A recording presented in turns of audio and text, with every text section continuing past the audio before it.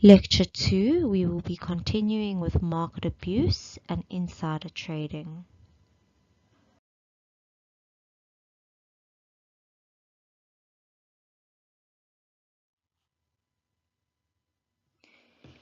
Now we deal with the key section of insider trading. So after we've dealt with this section, I've got a nice little summary picture at the end to show you specifically how I think you should apply this section. So I'll show you at the end.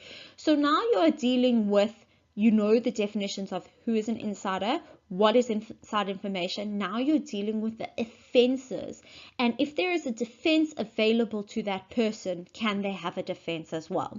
So there are 5 different situations, and you will see all of the situations: A, B, C, D, and E, right?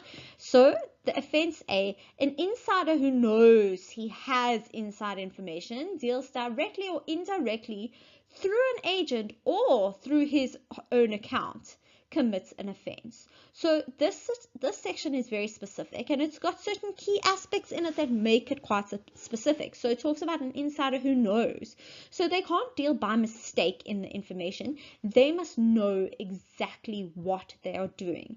Then it talks about dealing directly, indirectly, or through an agent. So if you phone your broker and tell your broker to trade in these securities, you're committing an offense. So whether you deal yourself or someone deals on your behalf, commit an offense. So the first one, plain and simple, you know you have the information and you deal based on it. Okay, so then it talks about the defenses. Sorry, just to go back to the beginning of the slide, I think I made a bit of a mistake when it talks about the numbering of the offenses. So I just want to go back to the beginning of the slide. So if you can cut everything from before, we can start again. Thanks. So now we're talking about the insider trading section, number 78. It talks about the offenses and defenses of insider trading. So it is split into 5 different offenses. There's section 78, 1, 2, 3, 4, and 5. Each offense has a defense except for number 5. We'll get to number 5 later. So you will see here, we'll go through each one. So the first offense committed is an insider who knows that he has inside information and who deals directly or indirectly through an agent or through his own account is guilty of an offense. So in this situation, it's very specific. So it talks about an insider who knows they have inside information. So this makes a very specific assumption. So the assumption is that you cannot commit an offense if you are negligent. So if you do not know that it is inside information, you haven't committed an offense, right? It also talks about dealing directly or indirectly. So in this situation, if you've got a broker or someone who deals on your behalf, you are still guilty of an offense, even if you do not deal from your own account. So that is 1A. 1B says, despite paragraph A, you are not guilty if the following happens. So here are your defenses. So the first defense is you became an insider after the fact, right? So you already put through the information. Yes, you're an insider, but you became an insider after the fact. Or the second offense is if you're acting in pursuit of a transaction where everyone had access to the same information, or when trading was limited to a situation where everyone had access to the same information, or C, the transaction was not aimed at securing a benefit. So securing the benefit wasn't the aim of that transaction. So that is the first offense and defense. The second offense now, section 78.2, talks about an insider who knows that they have inside information. There again, you cannot do this negligently. You have to know you have inside information. They deal directly or indirectly through an agent for another person in the securities. So remember, number 1, you're dealing for your own benefit. And in this situation, this is when you're dealing on behalf of another person. So this is a situation where you've got a broker. You tell the broker the situation and they then deal, even if it's on your behalf. Now you're both guilty of an offense. Correct?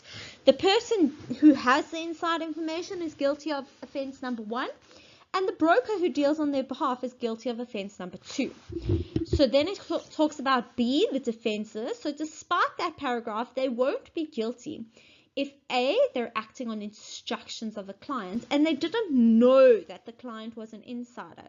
So as a broker, you may have access to this information, but your client necessarily doesn't. So your client may not be an insider. You are an insider. And if you trade on their behalf when they are giving you an instruction and the client is not an insider at the time, you have a defense. Then the second defense, only became an insider after the fact. And the third defense, in pursuit of the various transactions, the same as number 1. Here we're going to look at number 3, 4, and 5. So just by looking at it, you can already see that number 5 has no defense available to it. It's the only one out of these 5. So let's have a look. So number 3 says a person who deals for an insider, right?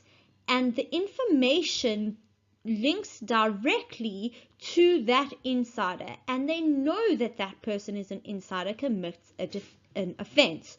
So if you go to your broker knows you're an insider and they deal for you, right? They are guilty of an offense.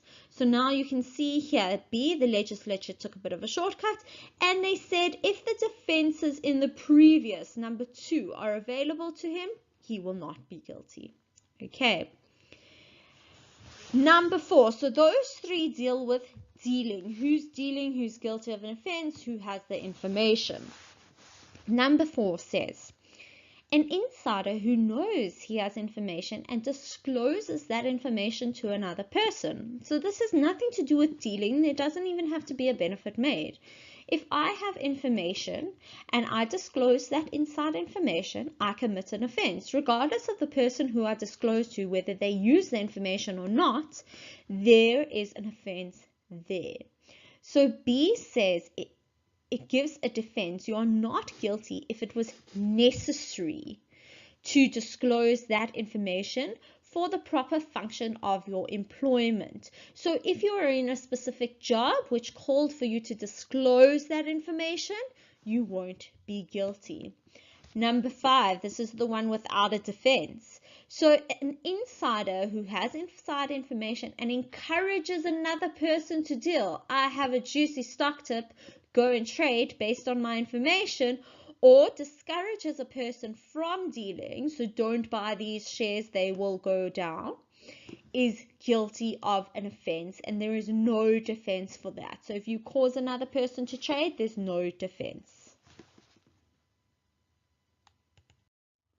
So if you look here, this is the little summary that I've made. So when you're dealing with a set of facts with inside information, and I will give a set of facts as well to show you exactly how you should apply these rules.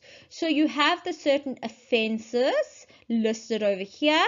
Number 1, number 2, number 3, number 4, number 5, they summarized over there, and the defenses. So in a set of facts, you might have a few people, not just one person, you have 2 or 3 people. Who is guilty of what offense, if anything? Do those people have a defense? Okay, and there are the defenses. As you can see, in number 1 and 2, the defenses are very similar. Number 3 and number 4 are the defenses with disclosing information, and well, number 3 deals with knowingly dealing on behalf of an insider. So number 1, 2, and 3 deal with dealing, and number 4 is about disclosure of information, and number 5 as well. That's encouraging someone to deal. So it's a bit of a mixture of all of them. So there is a summary on how they interact with each other.